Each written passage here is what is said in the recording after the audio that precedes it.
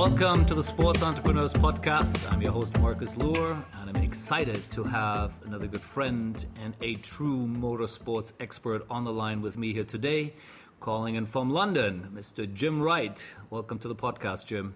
Hi, Marcus. Good to hear you, and good to hear that you're well in these troubled times.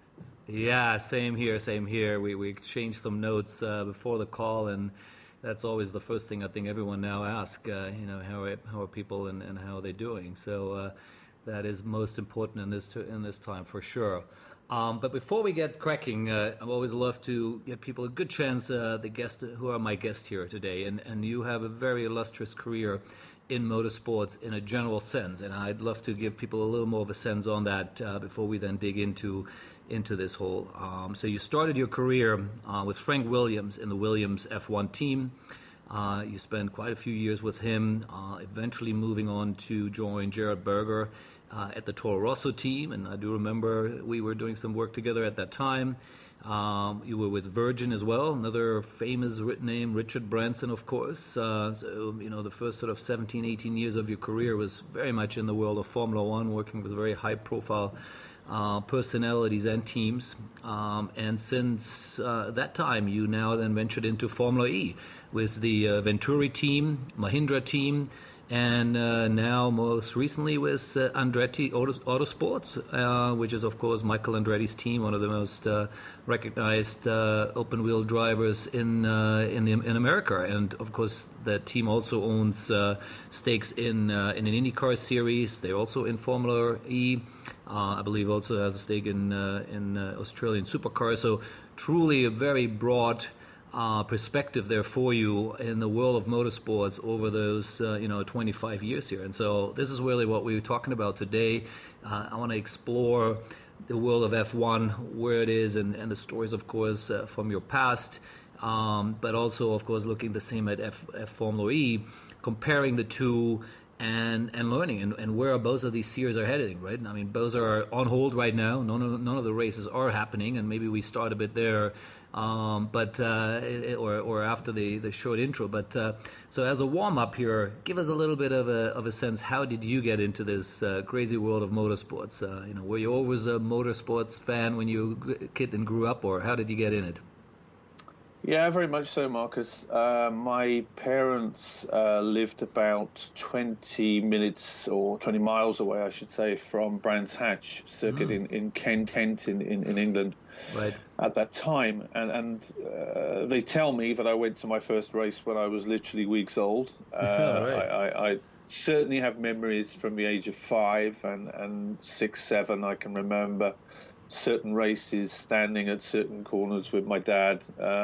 Wonderful times. Awesome. And that was the spark for me. It really was. And it made me think that that's what I wanted to be involved in. And I think from about the age of 11, there was certainly a conscious decision that I was going to work in motorsport. That's early. Yeah, it is early. And you don't realize that until you're at university and all these guys around you, and they haven't got a clue what they want to do. And that shocked me. Right. I have to say that really was a big surprise for me, because I knew very clearly, and I was on a mission, and I wanted to achieve good things in motorsport. And I would say also that during my teens, my parents moved to a place in Shropshire in England, which was a real backwater, and miles from any racing tracks. Right. And there was a lack of ambition in the town that I lived in. A lot of people would never venture out of that county, that prefecture. And that frightened me. I had so much ambition. So at the age of 18, I left. I went to university in Northampton. I got a business studies degree. And why Northampton? Because that was 14 miles from Silverstone. Okay. The epicenter of UK motorsport. Yes. So I started to go to races. I got myself a job as a journalist for the local newspaper, and that gave me free admission and the best seat in the house to watch every race. I love it. And you learn, don't you? You just learn from watching, you learn from talking to people. And what I first thought was going to be a career option in designing racing cars, I worked out quite quickly I wasn't clever enough to do that scientifically, mathematically. That wasn't in my sweet spot. But the commercial side intrigued me, Marcus. I know you as a commercial person, you get the commercial side, and I could see that opening up. Remember that when I was only 8 years old, it was Colin Chapman that did the first proper sponsorship in motor racing with the famous Gold Leaf Team Lotus. So it was still pretty new, but obviously beginning to take off. And there was a chap called Guy Edwards. You remember him. He was a so-so racing driver, but the best sponsorship finder. And I began to follow his career quite closely and understand more and more what he was trying to achieve. Right. But I think another serious breakthrough was in the school holidays or university holidays. And I got a job for March Engineering, which at the time was the biggest racing car production company in the world. And famously once made every car that started the Indianapolis 500. Right. Big organization headed by Adrian Reynard, later at Reynard. But at March, Robin Hurd was the man who was leading it, and I got a job in my university time, and it was costing racing cars. So March were producing cars from Formula One down to Formula Ford, and they actually had no idea how much it was costing them to make these cars. Wow. So it was kind of finger in the air, this seems a reasonable amount of money to charge people. And away they went. Amazing. Right. That's every nut, every bolt. Yeah, can you imagine? Yeah. So you got really deep into understanding the cost and the whole, what it takes to build one of these things, I guess, right? During that apprenticeship time. Spot on. You don't realize it at the time, but what a grounding. And it also led me to deal with mechanics, machinists, people who aren't at the forefront of racing, but are there day in, day out, striving, working very, very hard to produce these remarkable machines. And you had to, get into their confidence. And here was I, a spotty 18-year-old, and arriving on a moped every day from Northampton. But they gave me their time eventually, and they gave me their trust, and I was able to produce a work which Robin Hurd and the rest of March Engineering were very pleased with in the end, and it helped them obviously to cost their cars properly. Yeah, I love that, and it just reminds me so much of the story David Falk was telling me how he got into the industry, where almost similar, just in a very different way, that he was tasked to do the research for all the contracts which his company had with athletes at that time. Donald Dell's company, ProSurf, and so he said, I had to read every single contract, but like what you were saying, you had to cost out every single nut and bolt there. And even though maybe at that time doesn't sound like a great job, but it obviously set you up for the career you've been in now for the last 25 years, similar to David. So I love these stories because I think for our young listeners here, people who are maybe trying to get into the industry, it isn't always the obvious path. There is many ways to get in there, and I think that's just another great way. So how do you then end up with your first team there, working with Williams and Frank Williams? Maybe add a little bit to that, and then we keep going from there. That took some time. So, the job with March was 1978, 79. And I ended up working for Frank Williams in 1994. Wow, okay. But in the meantime, in that gap, there was a huge amount of learning, and I started to work in the national racing scene, doing lots of things, Marcus, some driver management, some sponsorship finding, public relations, and then working for Reynard Racing Cars and understanding international racing. I brought in a really big sponsor into Japan for Reynard. Reynard were up against some formidable competition in Japan, and they didn't have a works team. They were reliant upon customers coming along and racing their cars, and this was putting them at a disadvantage. So I managed to find a big sponsor for them in Japan. And there's a funny story to that, because we were in the middle of a Gulf War, and this must have been the winter of 1990-91.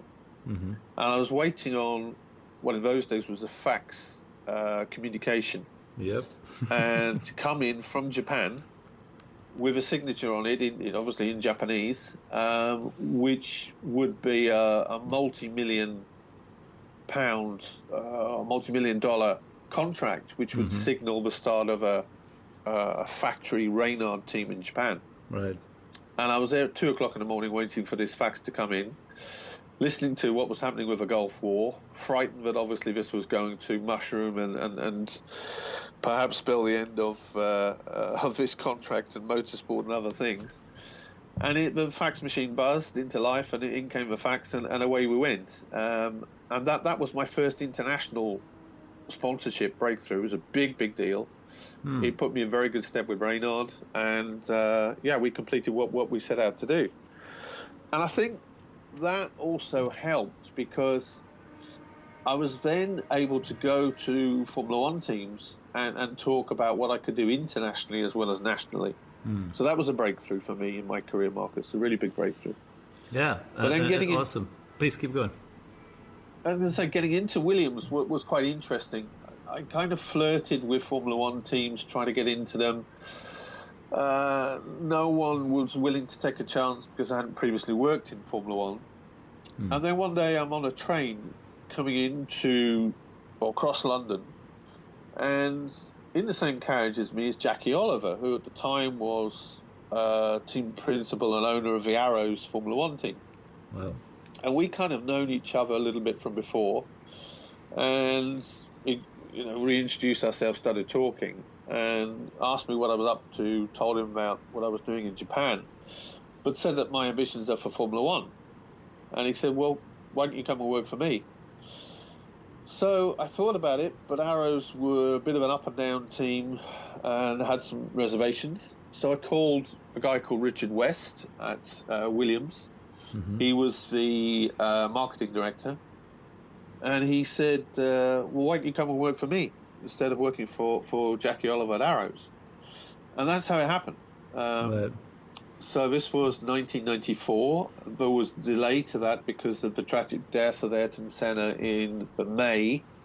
And obviously Williams' focus was elsewhere. But in September, it was all sorted out, and I started work in October. And within 10 days, I'd done my first sponsorship deal for Williams through my Japanese contact that had got me the deal for Reynard. And we did a deal with a company called Tokyo Ueno Clinic. And if you look at arguably Damon Hill's best ever drive, 1994, Suzuka in the teeming rain, where he beat Michael Schumacher in a fair and square battle. Right. Damon has his arms aloft on the podium, and clear on his arms is Tokyo Ueno Clinic. Well, and that was my first deal for Williams. I love it. I love it. And can you reveal, just to give a sense of what was the size of that deal? How much did they spend with you guys? It was £110,000 for a one race deal, which was good money in those days. Yeah. And of course, everyone was happy.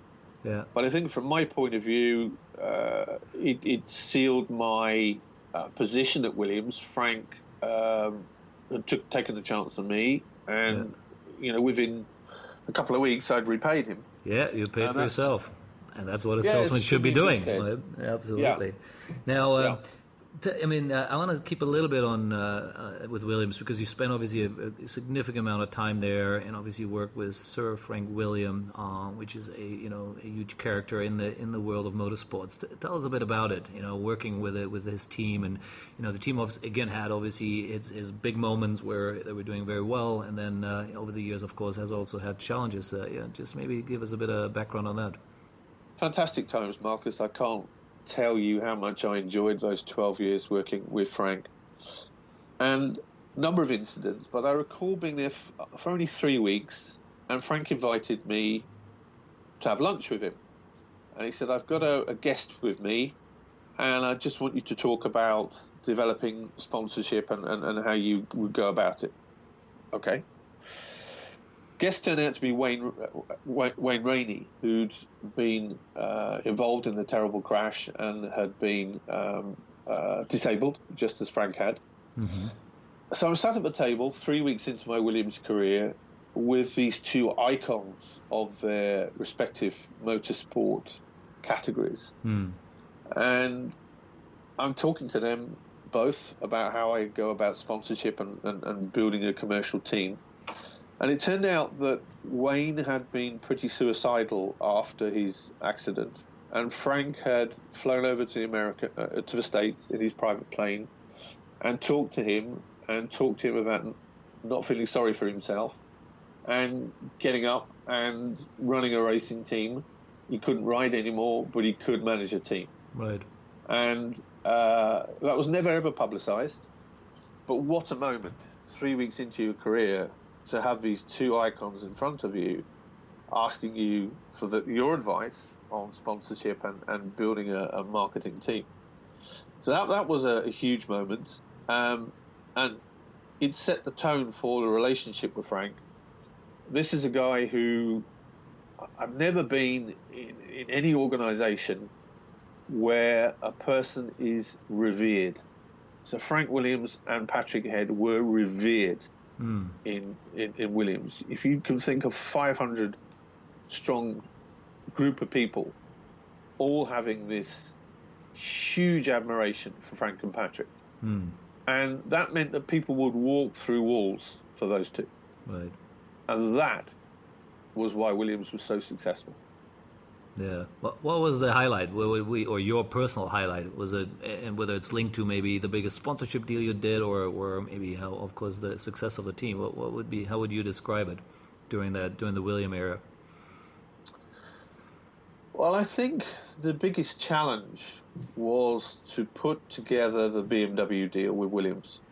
And again, there's quite an interesting story behind this, because the original deal was done in 1997, and it was done by the then BMW Motorsports, or BMW chairman, I should say, Bernd Pischerschreider. Again, funny story behind this. He was visiting our factory, all cloak and dagger stuff, as you can imagine. Yeah. We were under contract with Renault at the time, racing with Renault and doing well, winning world championships. But Frank knew that Renault were starting to be involved with Flavio Briatore, and he didn't like that. He wanted his own OEM manufacturer relationship. So Bernd Pischerschreider comes along one day, and of course he's in the UK, he's not particularly well known. Other than the fact that the day before he'd been driving a McLaren road car, crashed it into a lamppost at high speed, and then was on the front page of the Sun newspaper. Actually, you know what? I remember that. Yeah. I remember reading about it. That's the day before he came to Williams. And of course, no one really, within Williams, there were probably 5 people that knew Bernd Pischerschreider was coming. Yeah. Patrick, Frank, myself, 2 other guys. Yeah. And I was taking him around the factory before he went into talks with Frank and Patrick. And of course, at the end of that, I thought, great, shown him around, no one knows who he was, fantastic. And then I'm on the shop floor later on that day, and one of the guys in the machine shop says, oh, so we're going with BMW next, are we? I said, what do you mean?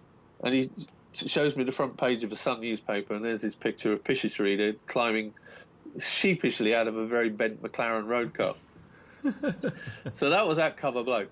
But interestingly, Pischerschreider was removed from BMW before we started racing with them. And so a new chairman came in, Joachim Milberg, and he appointed Gerhard Berger and Mario Tyson to take over the motorsport program. Right. And they had very, very different views on how a relationship between BMW and Williams should work. So effectively, Frank was faced with the possibility of either tearing up the existing contract and keeping a partner happy, or saying, no, that's the contract signed by your chairman, get on with it. Mm-hmm. He chose the former. And that was another lesson learned. There are very few OEMs that are going to put money into motorsport, develop racing engines and put cash in. So he rightly chose to listen to his partner, and we literally ripped up a contract, and we started again.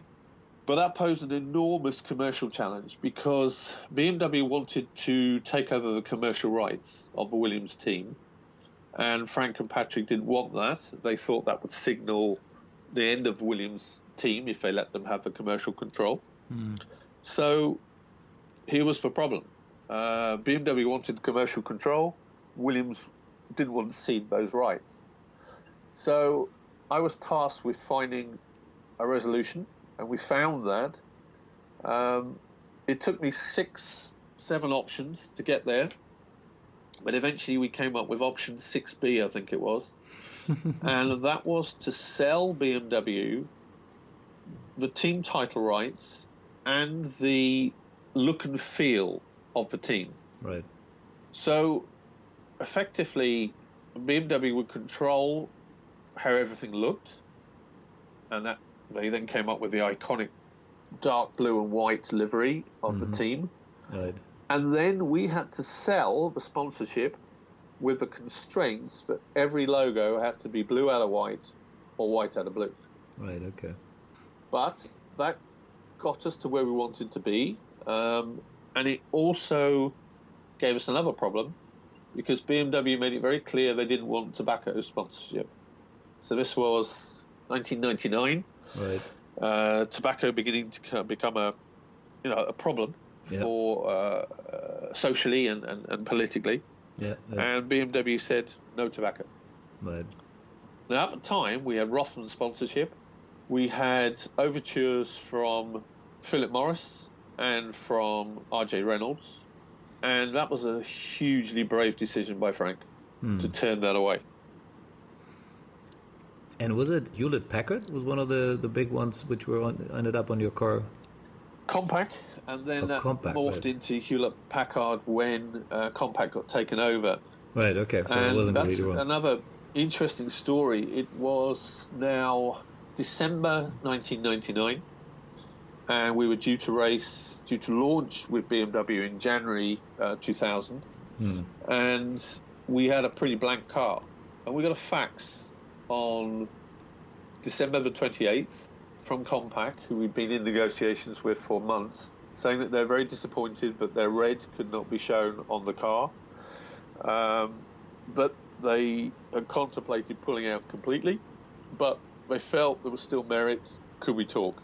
Well, the door was opened, and we concluded the deal with Compaq, and that changed into HP, as you rightly said, in 2002. And then we built from there, Marcus, and we built a very good portfolio of companies. Awesome. And I will come back to it. I definitely want to dig a bit deeper, because you are truly on the commercial front of it. You've always been, even though, of course, you had maybe broader responsibility in certain organization as well now. But you are what I always call, you are the front end of the stick, right? I mean, we're the guys who have to go find the money, and we've got to figure out how to play with all the egos and deal with both sides of the coin to make it work, and that is a hard job, trust me. Obviously I've been doing that as well for 25 years, so I give you all the respect there is. Now a couple of this is just thoughts coming to my mind listening to you. Number one is, give me a sense and scale of the volume of contracts you've signed. I'm sure we're talking hundreds of millions of dollars, but I don't know if you've ever done a proper math. Is there a number out there just for fun? I'd never done the maths. Yeah, you will be talking hundreds of millions of dollars. Small fry compared with some of your previous guests talking in terms of billions of dollars in terms of their deals. But in motor racing terms, quite significant deals. Absolutely. But what I'm proud of most, Marcus, is not that, but that I also did the little deals. Let me explain. Every Formula One team has requirements to spend quite a lot of money on paint or on wheels or on other stuff, which is every year you need it. You need trucks and things like that. Yep. What Frank was very good at doing, because of his upbringing and the way he'd struggled from early days, he was very good at making sure we kept focus on the small areas as well. So in each year, you could have 2.5 million, 3 million pounds of costs, which you could offset by doing sponsorship deals. Right. And I was the only one who Frank trusted to do the small deals and the big deals. Right. And he once said to me, he said, "What I like about you, Jimmy, is that you have an eye on the small stuff as well as the headline stuff." And that, I'm proud of that, because those deals are every bit as important, and they take a lot of time and effort to do as for bigger deals. Correct. But yeah, the volumes of deals were big. Obviously, in the BMW era, we probably had a sponsorship portfolio of getting on for $100 million a season. Right. Wow. Yeah. And, we had, those were signed up for 3-5 years, contract length. So it was very good. They were good times. Absolutely. Yeah. Now, before we move on a little bit here, you've dealt with so many interesting personalities over your career there. As I said, whether it's the owners of these teams, which are some of them are former race drivers himself, or of course someone like Richard Branson. Who is the most interesting of all the characters you've dealt with in the F1 world before we start talking a bit about Formula E as well here? I think in Formula One, as you say, I was lucky to meet a lot of characters. At that time, you had people like Flavio Briatore, Ron Dennis, Jean Todt. Yeah. Jean Todt I still have dealings with now through Formula E. Sure. Briatore was this huge character. Yeah, but Mr. Benetton. Yeah, but he was a very polite guy. Some Formula One team owners would just come into the motorhome and say, "Frank," like this, and meaning, "Please, will you go and get him?" Others would say, "Would you mind seeing if Frank's available? I need to speak to him about something." That tells you a lot. Right. Though that tells me an awful lot about those people, how they deal with personnel, how they deal with people from other teams. And Frank taught me a lot in his mannerisms, the way he did business. And I also learned from other people in the paddock how I would not want to be. So I think that was a big learning for me, Marcus, to be honest with you. Great example. Yeah, Richard Branson, he was an interesting one because he didn't really have a passion for Formula One at all.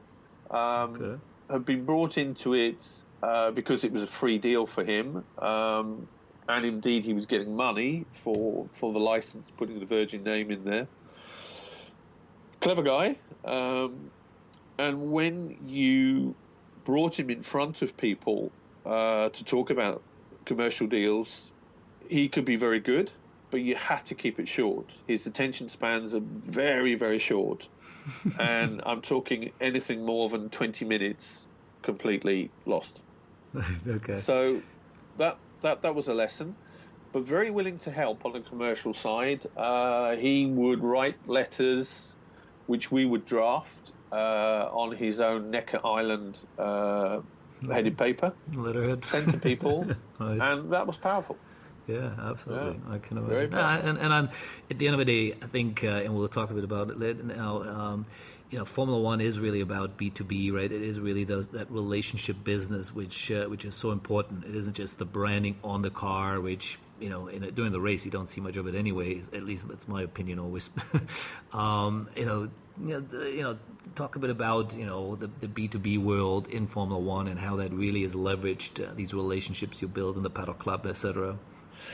Yeah, for me, B2B is the foundation for sports sponsorship. I firmly believe, particularly in this day and age, that sports sponsorship should be focused on building relationships between companies and where sponsorship becomes the focal point for that, or the entry point. And I think if you look behind a lot of the sponsorships now in Formula One and Formula E, increasingly there are big deals behind it.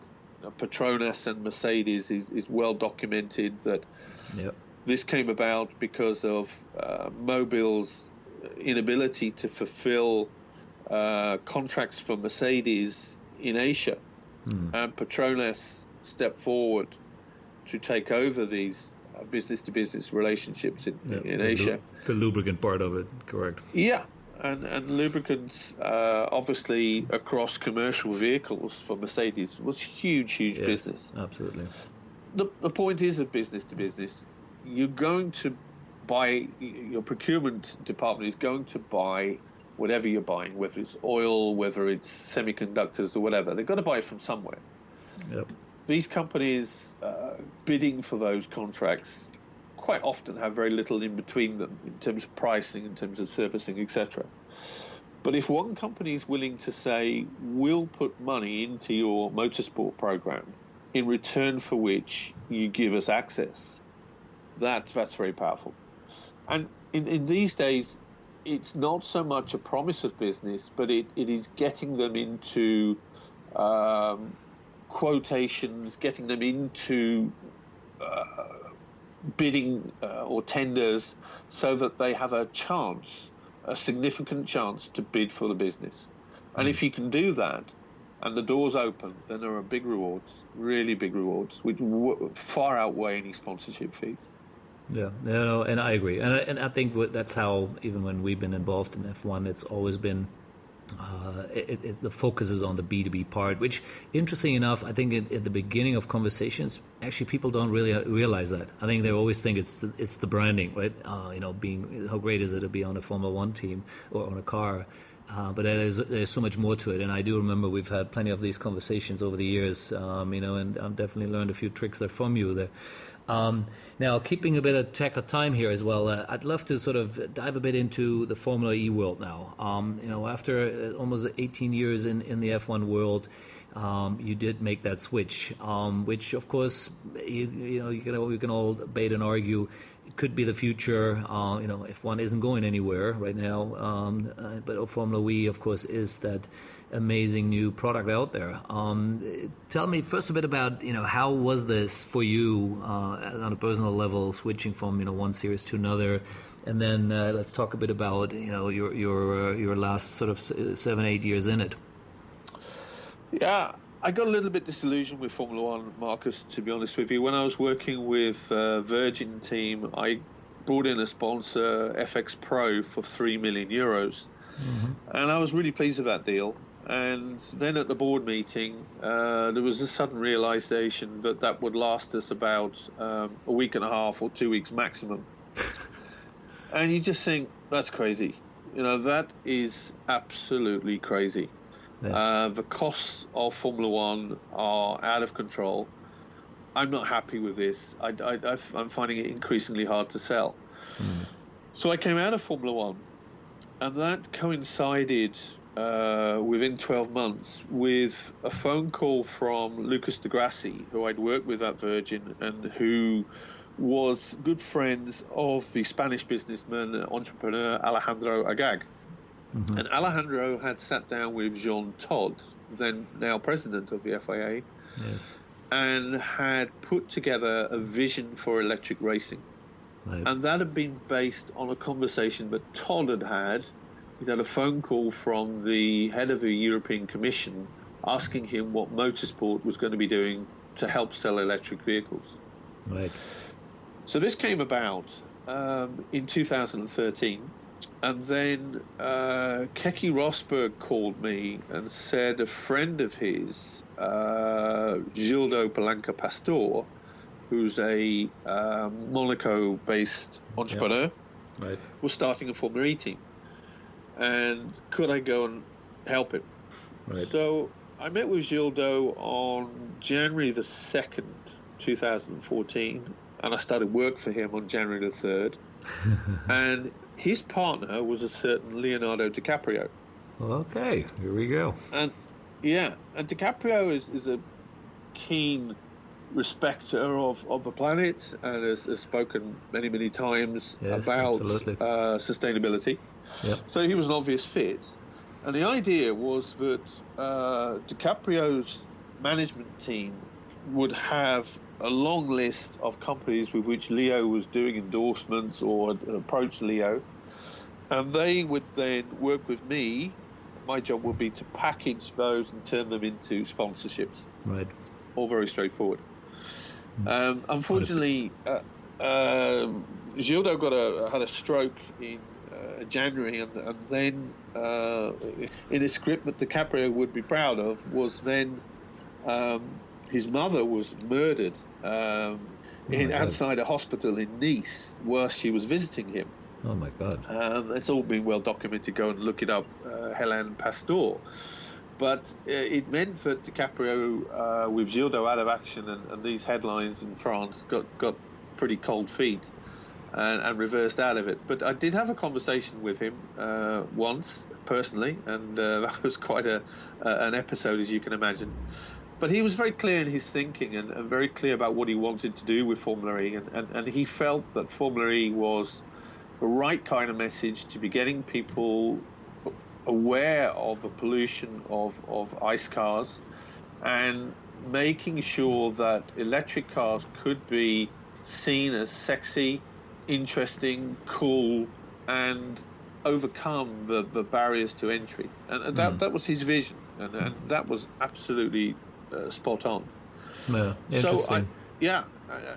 and Alejandro Agag got the timing absolutely perfect, but Jean Todt, and he needs more credit for this, had the vision to keep this as very cost controlled from day one.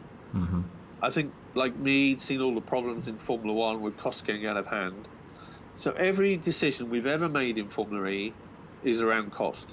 Right. Which is And part that's of the so problem important. in F1 has for sure. I mean, and we just read about it the other day again that obviously they had another round of conversations on that. So you're saying basically Formula E is very cost conscious, besides obviously being conscious of being a clean racing form, right? Yes, and it's been that way from day one. And I think for a number of us who are ex-Formula One, who are now involved in Formula E, who have been able to make sure that we carry the learnings from Formula One into Formula E. And not go down some of the blind alleys and particularly in terms of spending money that Formula One has fallen into. Give me a quick sense on the budget. So, F1 budgets, of course, now the latest they were talking about was 150 million, but they, I remember budgets into 300-400 million in the old days. I don't know what the average is now in Formula One, but what is the average compared, let's say, to a Formula E team? What is the minimum or maximum the teams there have? Well, in 2019, some of the top Formula One teams were still spending 300 to 400 million euros. Right. If you're making the powertrain as well, scratching around at the back, like Williams, they were spending about 130 million euros. Right. So still huge amounts of money. Yes. And the talk at the moment is to bring in a cost cap of $150 million. Right. But there are still some exemptions to that, some driver salaries, etc. So still huge amounts of money. Yes. We are operating a global championship in Formula E for less than $20 million. Per so that's team. the difference. Right. Per Wow. team. That's a huge difference. That's Absolutely. a huge difference. Yeah. Massive. Now, we don't have the following, obviously, but Formula One has. But we are on course to reach between 400. Well, let's assume the season finishes with the right number of races, etc. We should be somewhere around 480 to 500 million viewers worldwide, which is pretty respectable for Formula E. Absolutely, and I've been to both. I mean, I've been obviously to plenty of F1 races around the world, but I've been to several Formula E races. My last one actually was in Hong Kong last year. It's interesting, and I'm still struggle. I have to admit, I love the cars. I mean, they look amazing. The obvious, what everyone says is I'm still struggling with the sound, that there is nothing, basically. The driving is great. On the streets of Hong Kong is amazing. and obviously you do use other street circuits as well. What's your thought on that? I mean, can't you not make these things sound better, or what is the whole concept? How do you add some of that, maybe that amazing sound which F1 is obviously all about? Even they remember the year when they throttled down the noise and everyone was complaining that it didn't sound like an F1 car anymore. How do you bridge that? I mean, what's your thought on that? First, I think it's a different world these days, Marcus, and I think that noise pollution, and as well as any other form of pollution, is becoming socially unacceptable. Fair enough. But secondly, interestingly, there's some legislation coming in which will compel electric vehicle manufacturers to have some kind of noise with the car because of accidents whereby people have not heard a car approaching. Right. So that's coming, and one of the things we're looking at Formula E is to give each one of those cars a distinctive sound. Oh, right. So you could tell a BMW from a Mahindra or a Mercedes or whatever. Wow. So that's going to come in, and that will be sooner rather than later. And that, I think, will help with that. Now, I don't know what kind of sound that's going to be. It's not going to be a musical ditty, that's for sure, but it will be some kind of recognizable sound where people will be able to say, that's for BMW or that's for Mercedes or whatever. I like it. So interesting question, but I think that's coming, and it's being driven by legislation. Yeah, no, that's awesome. Now, again, when you let's go back to your world of the commercial world, sponsorship. And not much talk about the scale and size. Clearly, F1 is bigger, the deals are larger, etc. What is becoming, if you compare the difficulty of selling, right? Is the story of we're clean, we're electric, we're all this other stuff? Is it a story people now really getting there, and therefore the doors are opening as much as in the heydays of Formula One, or do you still see a little bit people still don't get it, and clearly Formula One even is still not as well known, right? What's the sort of your take on that? No. I think people are getting it. You pick up any investor relations booklet, and I guarantee you the opening page from the chairman is about sustainability, absolutely, about cutting CO2 emissions, etc., etc. Yep. So immediately with your first piece of research, you're on the right lines. Absolutely. And I think it's difficult to argue against that. Where I think Formula E is beginning to really resonate is that people like the mix of new technology, but with a sustainability story. And the fact that we can deliver these into urban areas is very, very compelling. Mm-hmm. And you've got these fantastic backdrops. Manhattan, when we were racing in New York, you mentioned Hong Kong with the fantastic Ferris wheel down by the pier. Yep, correct. They're just very iconic landscapes which resonate with people. So I think to answer your question, when you knock on a door, you do get an audience. It's still obviously difficult to sell sponsorship, and in these days, and we're going to talk about post-COVID-19 soon, it will be difficult. There's no doubt about it. But you've got a story there which is compelling and difficult for people to argue against. So I think that in itself is a very good start. Yeah, great. No, and it makes complete sense, and I think I can see that. I'd love to talk a bit about Andretti Autosports. It's a great company, of course. Racing all over the world. From the IndyCar series in the US to, of course, Formula E, and mentioned earlier, even all the way to Australia. So, tell me a bit about your role there, and how do you play across that whole play around, and how this works for you. Well, I got to know the Andretti guys, and Michael Andretti in particular, through the Formula E Teams Association, which I head up. And Michael, is a racer, just like Frank Williams in that respect. Michael was a fantastic driver himself, turned to team management at the end of his career, and has gone on to win Indianapolis 5 times for 500. Incredible guy, and of course the Andretti name and brand in the States is huge. Correct. But like a lot of motorsport businesses, they are susceptible to a sponsorship deal going wrong, or in the lower categories where drivers are still bringing the money for Indy Lights drives or whatever, if a father doesn't pay or, driver hurts himself or something, that can mean a downturn in income, and that can obviously affect the business.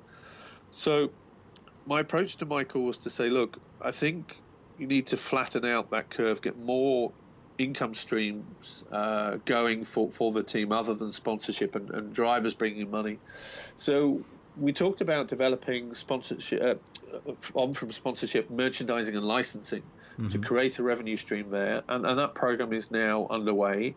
And Michael's daughter Marissa is heading that up and doing a very good job with it. She heads up brand for Andretti. Right. And my next project is trying to build Andretti technologies. So much as you've seen Williams and McLaren develop advanced engineering businesses using the intellectual property, processes, engineering and technology from racing in Formula One, they've turned those into real-world applications. McLaren have done some great stuff in the medical science area. Williams had a lovely story last year where they created fantastic efficiency for freezers in WH Smiths by applying airfoil technology to the back of the freezers to maintain the cooling. Wow. So this is the stuff which fascinates me, but Formula One and other kinds of motorsport can deliver for real-world solutions. Absolutely. And we know at the moment there's a lot of motorsport teams working very hard on COVID-19 projects, ventilators or other breathing apparatus, etc. Right.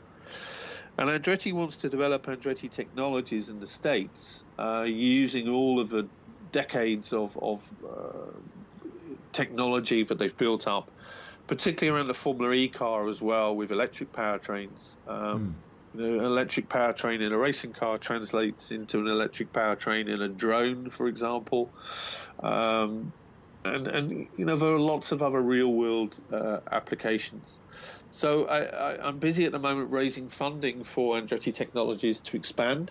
It's a company that's been going for 5 years. It's profitable, but we want to take it up to the next level and basically repeat the Williams Advanced Engineering and McLaren Applied Tech models.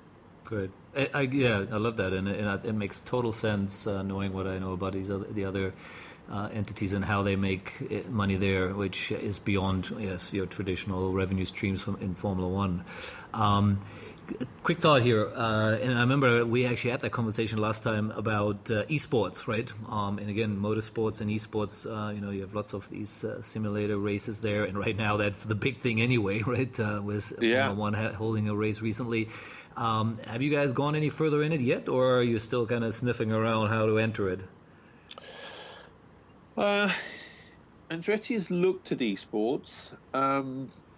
We haven't made an entry yet. I think it's quite a confusing marketplace, and there seems to be lots of experts that will tell you different things, different ways to approach it. I don't think we've found a way which is right for Andretti yet. We would like to be involved at some stage, but we haven't found that entry point that suits us at the moment. Work in progress, Marcus. Well, good. We'll keep talking about it. Yeah, absolutely. Now, that's great, and I think we got a really nice, good view into the amazing world of both Formula One and Formula E here. One question, and then we'll go talk a bit about the post-virus here, sponsorship world. I'm sure, and this is, I might probably know the answer to my question, but I'll ask it anyway. How important is winning in the sales of sponsorship versus just being there with a strong team, or I say with a strong story, right? Because every team has a story, right? Whether it's the personalities behind it, or of course just being part of these famous series. But winning, of course, makes a difference too. So how do you have seen it? Because you've not always been in the winning teams. You work for teams as well who were more middle or at the back of it. What's the difference there for you in terms of working in that space? I think you're right, Marcus. It does make a difference. If you have a team with a winning heritage, then it makes a big difference when you're knocking on the doors. But having said that, I still think that the business-to-business platform is the single most important thing. And I've come off the back of a couple of years working for the Mahindra team, which obviously had no motorsport heritage at all. But under Dilbagh Gill's leadership, the team was transformed into a winning team and had some success. Right. But we weren't selling sponsorship for Mahindra based on success. It was based on the business-to-business proposition that the Mahindra Group could put before Absolutely. partners. Right. So I think, to answer your question, it certainly helps, but you can still do deals if you've got a sound proposition. Right. Yeah, and Mahindra, of course, is a huge group in India, in the automobile space and many other industries, Yes. and therefore building a model around it, where it's not just about being on the car again, but being part of the group and part of the family as a whole. Again, I think that's a great learning also for others. Whether you're in football or whatever, it's really about not just what the team does on the pitch, but how you build the story, right? I think in sales we're all storytellers, right? That's how we sell, right? Would you agree with that? Very much so. And Mahindra's story is fascinating because, as you say, it's a sort of $22 billion conglomerate ranging from automotive, where they're making just under 1 million cars a year. They're the biggest tractor maker in the world. But they've also got a $4 billion IT outsourcing company, for example. Yep. So, you could frame a proposition to almost any company with some kind of touch point for Mahindra. Yep. And that was very interesting. And the chairman, Anand Mahindra, was full square behind the racing program. And what a clever guy this guy Absolutely. is. He's one of the most. You talked earlier, you asked me who are the most impressive people you've met in your career. He would be in my top 3. He Absolutely. really would be.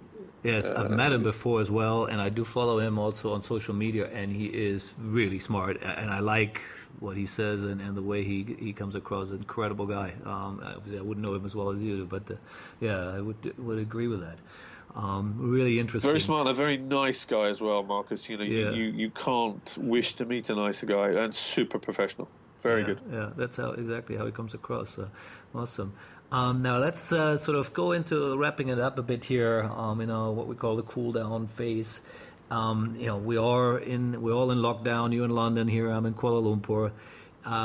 But we all, as usual, can't wait for the cars to go back out there in whatever track it is.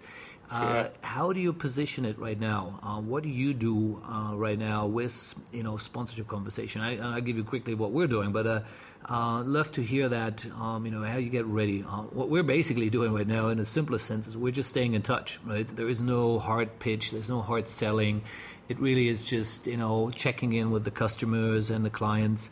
Making sure they're okay, personally, of course, and then checking in what's going on with the company. And that's all I can think of right now what we can do. But I'd love to hear what you guys are doing there in your world. Yeah, exactly the same. The guys in Indianapolis are working hard with their sponsorship portfolio, as you say, checking in, making sure first and foremost that they're okay, but also coming up with ideas of how they can work with their partners to aid the front line. I know that some of the guys in the States are working with DHL to help move stuff faster to frontline health services. They've also come up with some initiatives, some are driver focused. In England, one of the Andretti drivers, Alexander Sims, has personally got involved with getting stuff which racing teams would have, like masks and other protective clothing, and delivering that to UK hospitals because there's been a shortage. It's improving, but he's very cleverly harnessed the Motorsport Valley here in the UK and got supplies from all of those guys who've stepped forward with very little persuasion to help the fight. Right. And I think we can communicate those stories to our sponsors to make them understand that we're not sitting in an ivory tower remote from them, that we're feeling the problems with them and helping as best we can do, and creating some content, which is obviously important at this time. But you never stop thinking about what opportunities this could bring post-virus. Right. And my personal belief is that sponsorship could be a really good kickstarter for business development post-COVID-19. And I mean that because everyone is going to be in a different situation. The car manufacturers are going to be hungry for new business. There will be a lot of suppliers who will have been hurt by COVID-19. And maybe there's a way in which all that can be put together to create what I would call cost-neutral motorsport programs for car manufacturers.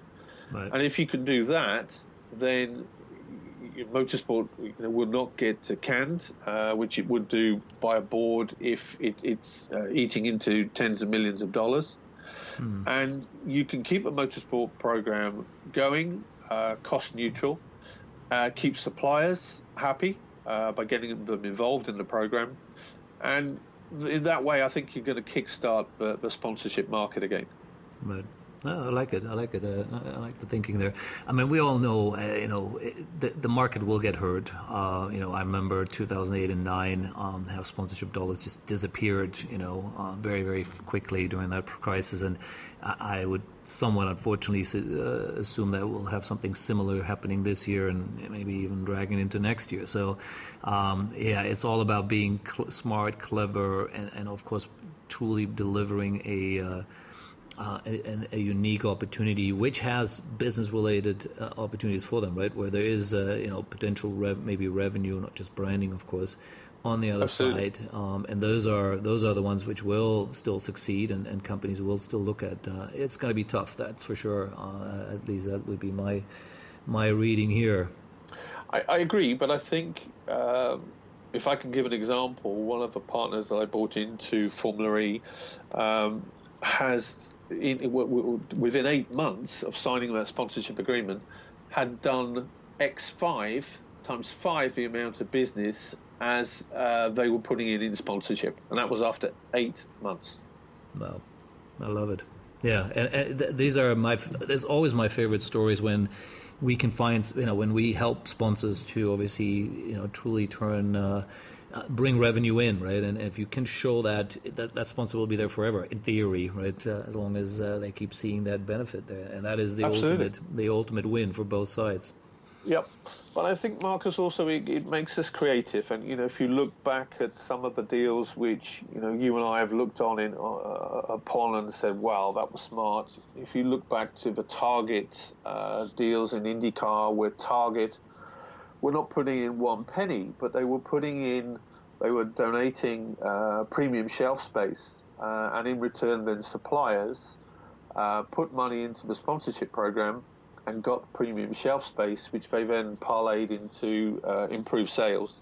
That's the kind of creativity that we're going to need in the sponsorship industry, and that's what we're going to see, in my opinion. Yep. No, I love that. Great example, and I think that sort of is a great way also to wrap this up here. Now, one question earlier popped in my mind is, and you might know an answer here, is what is currently a rough schedule when Formula E is supposed to come back with the first race? Is there anything official out there yet? I have to admit, I can't quite recall seeing it. Well, the answer is that there is no schedule at the moment. Okay. Plan A, B, C, all the way through to Z is being worked on at the moment. Right. Our thinking is that it might be possible to put together a schedule between July and September, which would include some races in Asia and Europe, and to finish off the season 6, as we call it, in this way. And we're hopeful of being able to put that together. Now, that may include running some races behind closed doors. And if you think of the Tempelhof arena in Berlin that we use for Formula E, that could be something you could easily do behind closed doors. Right. And that if that's a way of running the race and getting it back on television and getting Formula E back out into the public domain, then that's what we would do. We'd obviously prefer it to be with fans there and corporate guests, but that's another possibility. So I think at the moment, Marcus, a little bit too early to say based on what's happening in Europe, but with a tentative target of July to September. But the pre-riding condition, it has to be safe for everybody. Absolutely, yeah, and I think the concept of coming back out with no spectators, like Bundesliga has made an announcement a few days ago. I was talking to someone in WWE earlier. They're actually still producing it. WWE just had their WrestleMania in front, which is one of their biggest events. I'm not sure if you follow this, the crazy world of wrestling, but it's a client we used to do a lot of work with, and they hosted that event, and it was massive, but no one in the stadium, right? So. UFC is talking about renting an island, I think, somewhere, and then trying to stage matches. So I think everyone is getting very creative here, which is great, and I love that. And I think it is needed for sure. And I can't wait to finally see some, sports action back on TV. Hopefully, we'll all see this very soon, because it's not just the entertainment it brings, but it's a large industry around it, right? It employs a lot of people, and these companies and teams, and whether it's in Formula One or esports, Formula E or in football, they're all hurting, right? And I think we all need to get them back out there and playing what they do and entertaining the masses, but also, of course, surviving as a business. So I hope we will get there very soon. And Jim, I know you're going to be there bringing in the dollars there for them. And I always enjoy our conversations. It's always been great learning from you. And thank you for coming on the podcast, and wish you all the best there. It's been my pleasure, Marcus. Thank you very much indeed for having me. I've really enjoyed speaking with you, and look forward to resuming sports and sports marketing as soon as we safely can. Absolutely. Same here. Have a good day, dear. Bye-bye. Thanks, Marcus. Best wishes. Bye-bye.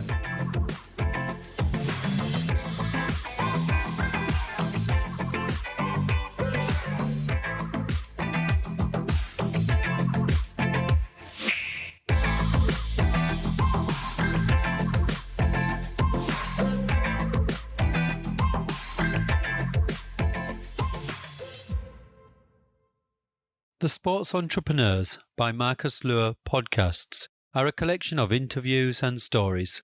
All content in this podcast is the copyright of Marcus Luhr. Reproduction and distribution of the presentation without written permission of the owner is prohibited. All rights reserved.